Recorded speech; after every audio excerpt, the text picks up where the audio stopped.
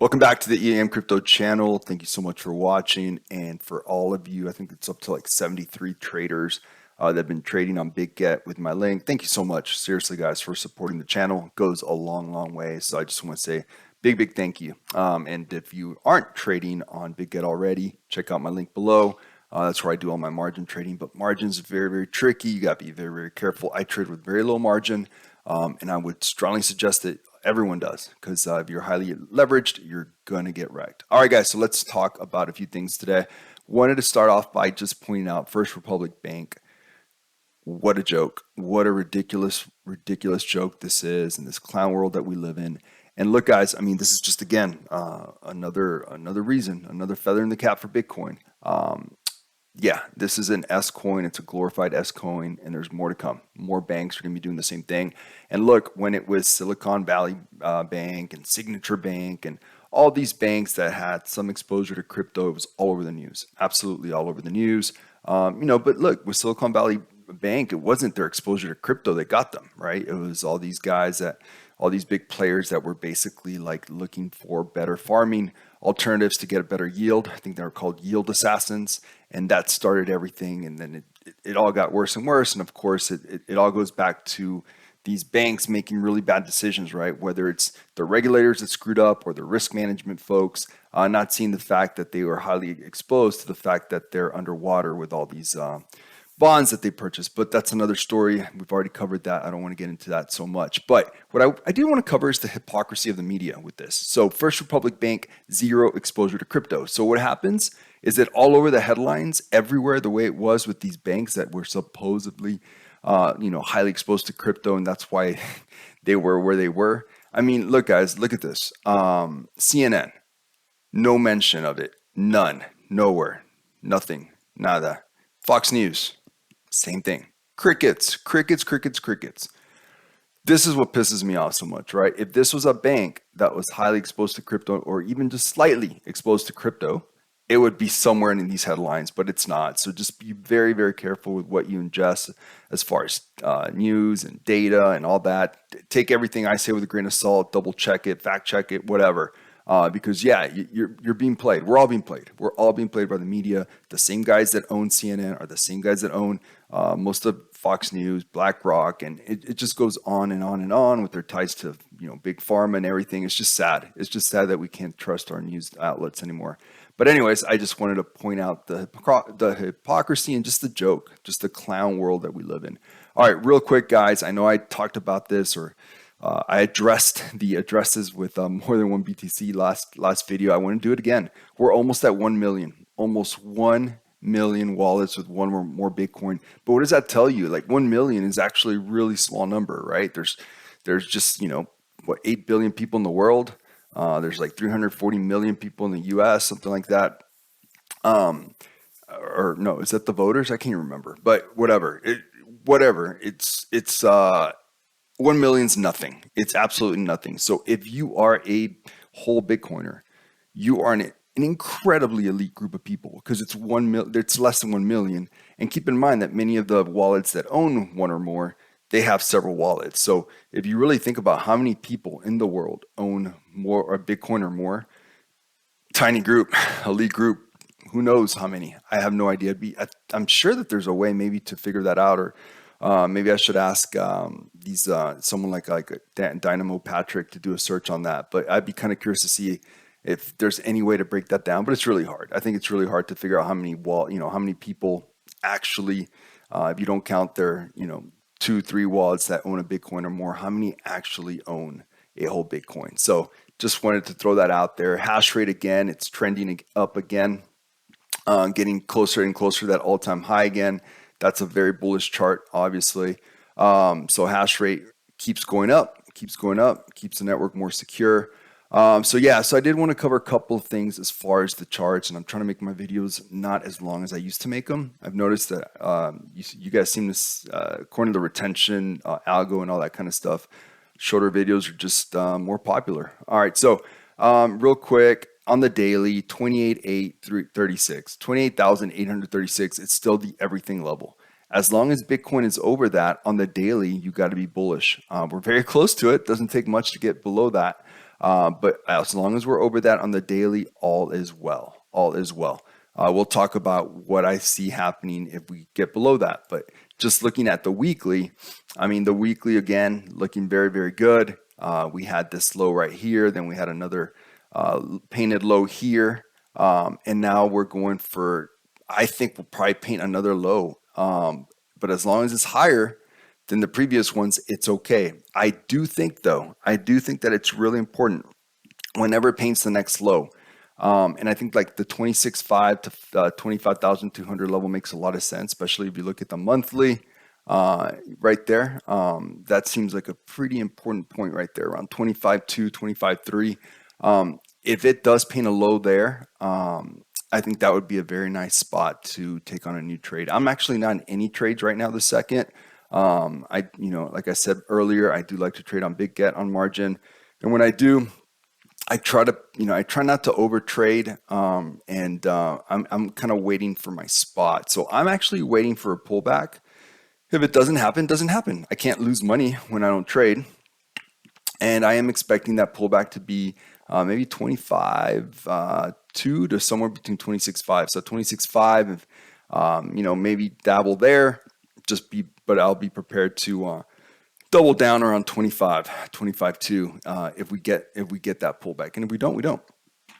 So that's kind of like what I'm seeing, but I'm still feeling very bullish about Bitcoin short term.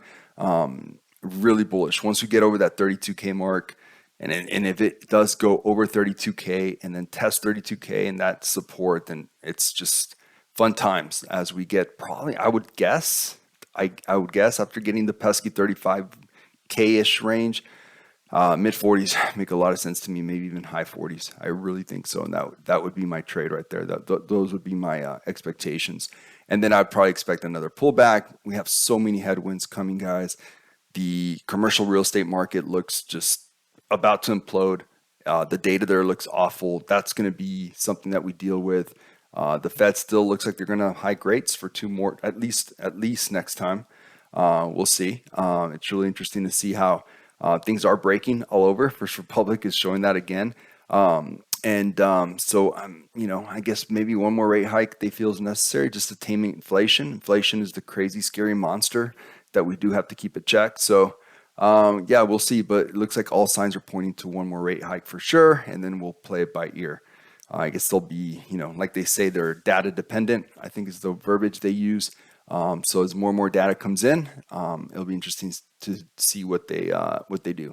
All right, and Ethereum, I just wanted to call out this channel. I have not covered Ethereum technically for a while.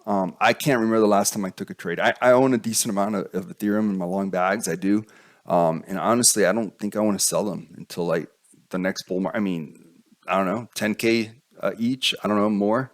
I've no desire to sell my Ethereum, and I own a bit of it, a considerable amount of it. And so I haven't charted it because I haven't traded it. But I did want to point something out because I do see some possibilities coming. If you look at this channel really, you can make a pretty strong argument that it goes back all the way to like May of last year. So it's almost a year old, this channel. Pretty trustworthy. We've seen a couple touches, right? It looks like it's primed for maybe another touch coming up, which I think will get it to about 2,200. But that's where I see trouble. Unless if we can break through that channel, 2,200 to me will be the spot where I will take a short on Ethereum if it doesn't break through. So if it does kind of like what will look like a double top, but not really, because that 2,200 is going to be higher than the last time it touched, which was 2,141. But if it cannot break through, or the channel hits it and can't break through, then there's just so much downside. Am I saying that's going to go back all the way down here to 1166 or something because that's the bottom of the channel? No, of course not. All I'm saying is that there's going to be a whole lot of downside after it tops out there at the top of the channel if it doesn't break through. So I'm kind of looking at it, and I'm not on any trades right now. So if I had to be on a trade right now, if I just had to degen into a trade with Ethereum right now, I'd long, just because I think it's it just looks primed for 2,200. But the real trade would be to short at 2,200 if it doesn't break through. Now, if it breaks through, holy crap, then it gets really interesting, and when we get to that point, I'll definitely do a video on what I'm going to do or how I'm going to play that. But right now, that's kind of like where I stand. So nothing too exciting there. I'm just kind of patiently waiting to see what happens.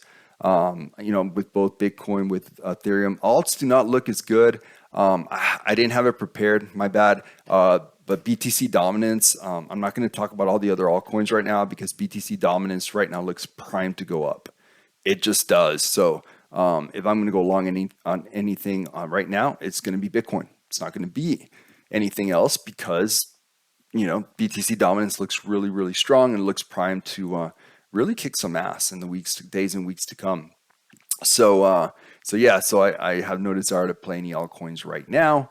Even though BTC pumps, they should do better. But with BTC dominance looking so high, it just makes you wonder, why would BTC pump without the alts, or is it going to dump? Which we know that the BTC dominance, right? Just real quick, just to cover it, BTC dominance goes up many times because the whole market dumps, and BTC dumps much less percentage wise than the altcoins.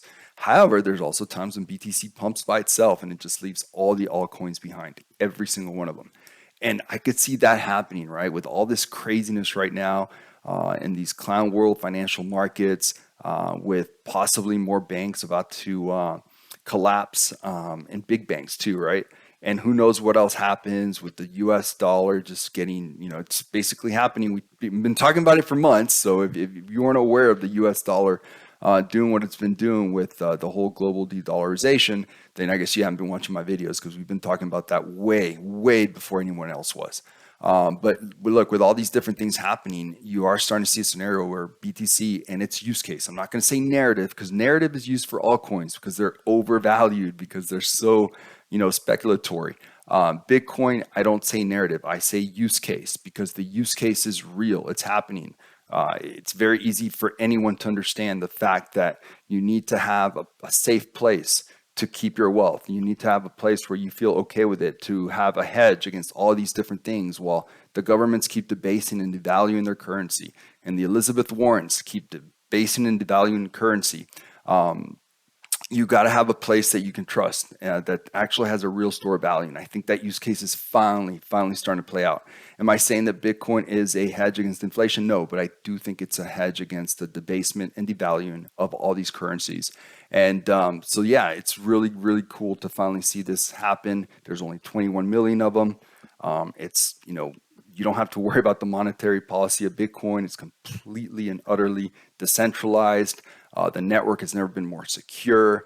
And yeah, it's just, something that you can literally put in your pocket, and you can leave to any country you want, and you have all of it with you. So it's just an incredible thing that has been created with Bitcoin. I can't stress it enough. I know that last year I was very bearish, and I wouldn't talk about all the beautiful things about Bitcoin because I was trying to protect everyone, to let them know that, hey, you should be short the market. But now that all these things are playing out, I do think that's very important to talk about all the amazing things about Bitcoin, and why I really do think it's one of the coolest things that mankind has ever created. So hope that today's video was helpful in some way, shape, or form. And again, thank you for everyone that uses my Bitget link. Really appreciate that. And yeah, let's just keep stacking more Bitcoin sats, and let's see what happens in the days and weeks to come. All right, take care.